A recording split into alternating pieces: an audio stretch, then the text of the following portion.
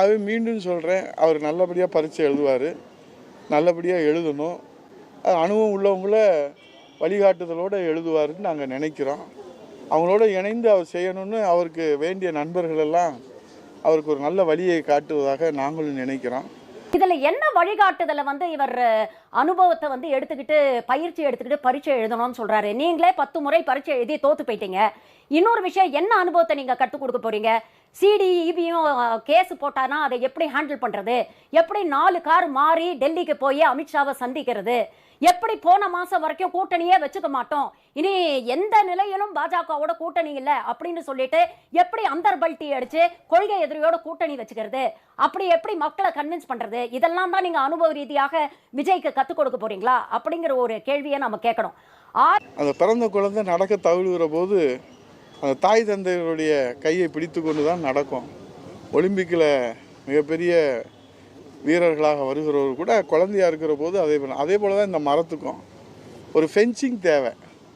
ஒரு விதை விழுந்து அது செடியாக வளர்கிற போது ஆடு மாடு மிதிச்சிரும், மேய்ஞ்சிரும். அப்போ அதை பாதுகாக்கிறதுக்கு ஒரு பாதுகாப்பு வளையம் வேணும். அப்போ அது வளர்ந்துடும். ஆனால் அது வளர்கிற வரைக்கும் அதை பாதுகாக்கிறதுக்கு அந்த மரத்துக்கு தெரியுமோ தெரியாதோ, புரிஞ்சவங்களுக்கு புரிஞ்சால் இந்த தீபாவளி அதுவுமா நல்லதுன்னு நாங்கள் நினைக்கிறோம். எங்களுக்காக ஒரு பாதுகாப்பு வேலி ஒன்று உருவாக்கியிருக்கதா சொன்னார். அதை நான் எப்படி புரிஞ்சுக்கிறதுன்னு எனக்கு தெரியல. அந்த பாதுகாப்பு வேலி மாய வேலியா இல்லை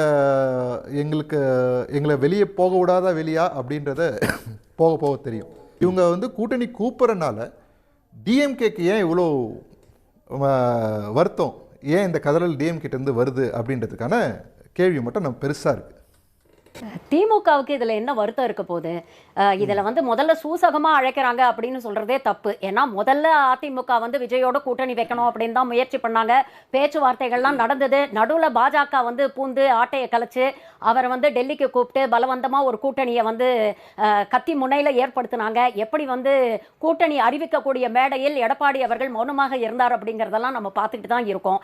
ஸோ இதுல திமுக பயப்படுறதுக்கு எதுவுமே இல்லை. இப்போ பயந்து போயிருக்கிறது அவங்க எல்லாருமே தான் அப்படிங்கிறது ரொம்ப தெளிவா தெரியுது.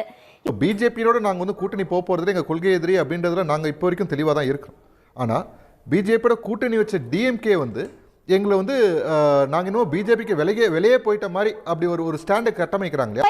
மறைமுகமாக பாதிக்கப்பட்டவர்கள்ட்ட ஏமாத்தி பெட்டிஷன்ல அதிமுகவோட துணையோட கையெழுத்து வாங்கி கொண்டு போய் பதிவு பண்ண தெரியுது. ஜிஎஸ் மணி யாரு, சேஷாத்ரி யாரு, ராகவாச்சாரி யாரு, எல்லாருமே பிஜேபியோட வக்கீல்கள் தானே.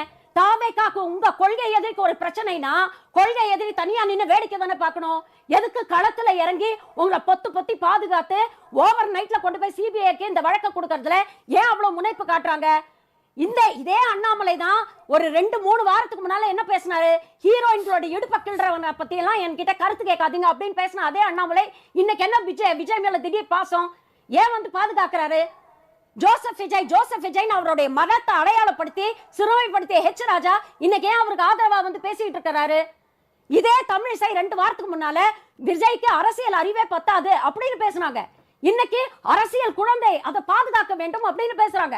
என்ன அக்கறை? கொள்கை எதிரினா ஏன் இவ்வளவு அக்கறை காட்டுது?